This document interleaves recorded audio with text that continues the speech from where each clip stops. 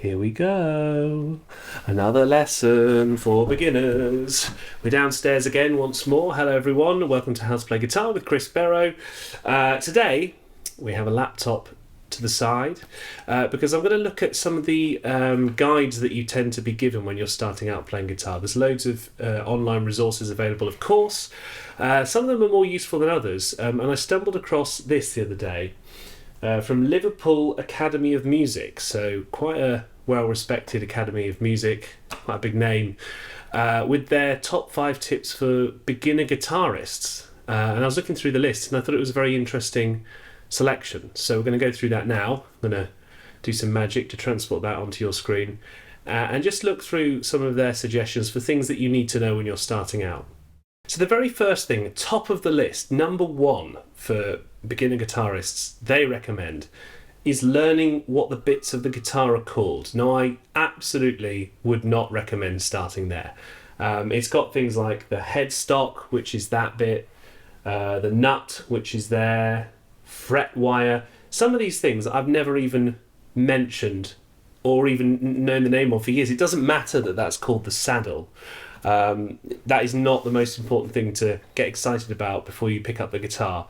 You've got to start somewhere fun, and you usually want to start by picking a song that you want to play and learning how to play that, and that will get you excited enough to learn that that's called the sound hole. Wow. I mean, it kind of does what it says on the tin, doesn't it? But starting off by sitting down with a notepad and learning that this is called the table. I didn't even know that was called the table because it doesn't matter. That is definitely not the place to start. So on the list of top 5 things, starting in at number 1, learning the bits of the guitar. How about no? Number 2, it says holding the guitar. Now, fair enough. That's a good point to make for beginners. It might sound, obvious that you hold the guitar with your left hand here, your right hand here, or if you're a lefty, of course, vice versa with a left-handed guitar.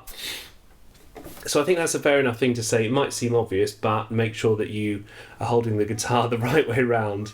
Just the very, very basic concept. Okay, number 2 is fair enough. It has my seal of approval. Number 3, tuning a guitar here. It says on the list here, your best bet is to purchase a tuner. Now, playing the guitar is super expensive. It can be super expensive if you start buying loads of additional stuff. Yes, it has to be in tune, and I think that is super important. Tune the guitar before you get anywhere else. I've done a video on how to tune your guitar for free. It says on this guide that you can use apps, but they're not that reliable. I've suggested an app in this video, which is pretty good, and you don't want to be spending hundreds and hundreds of pounds on all these extra bits on a guitar if you're not sure that it's something you're going to stick at.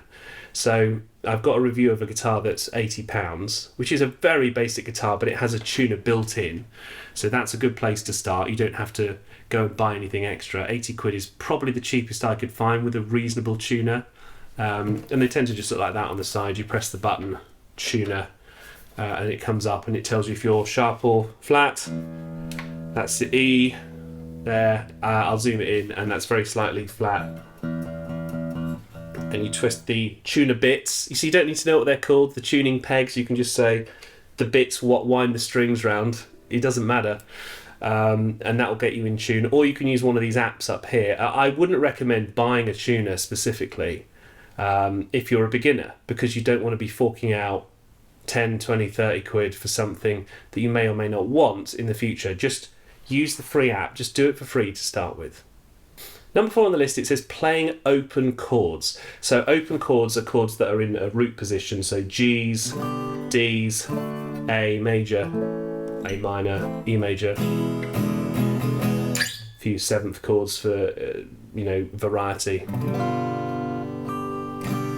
Very good place to start, and that kind of links into what I think should be number 1 on the list, which is forget all of that, find a piece of music that you want to play, no matter how difficult it is, and go and learn the chords to it first of all, as your starting point. Yes, tune the guitar, and also I would say learn how to hold a pick, because if you don't bother with your right hand and you sort of just pick it up any old way like this and flap around. If you want to use a pick, that is. Not everybody does. People use their fingers. But if you want to use a pick, learn how to hold it properly so that you don't have bad technique, and then you have to unlearn that to have good technique again. Again, another video available up here on how to hold a pick, which is the way that I do it. So, yes, open chords, but maybe be led by what you want to play, because if you're a beginner, you're only going to get so far down the line, you know, learning the names of the chords, the strings, the names, the bits of the body. You just want to say, I want to play Sweet Child of Mine, show me how to play it. That's the best way to learn, in my opinion, and that's how I started off. I had no idea, and I said, I want to learn Sweet Child of Mine.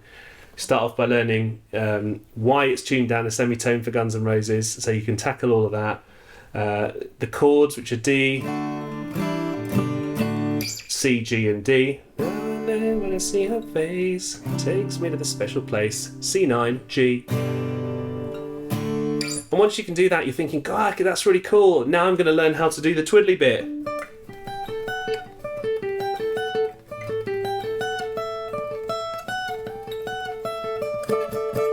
Anyway, that's how I would recommend starting off. I'm not sure about some of these bits in this list, but let's go on to the fifth thing on the suggestion here, and that's learning how to strum in rhythm. Now, I must admit that this is probably appropriate in at number 5.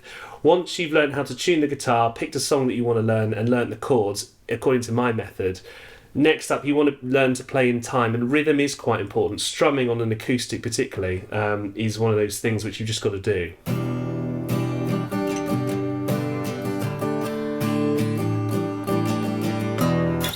And if you can't play in time, you're really going to struggle to basically deal with a lot of music. Now, metronomes are quite a good idea if you want to learn how to play in time, have that click that goes along with you. But you don't need to buy a metronome. You can just find free metronomes online and just type in how fast you want your click to be, and it's there for you. So you can learn to play along to the click if you want, or play along to real life tracks. You know, let's say you want to play Wonderwall, which requires a little bit of capo action, which is our one of our recent videos here.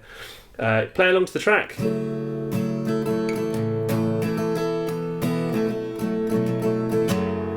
That'll keep you in time pretty well, and also having that metronome click, yes, is very good for practice, but definitely only just in the list of things that I would personally recommend doing.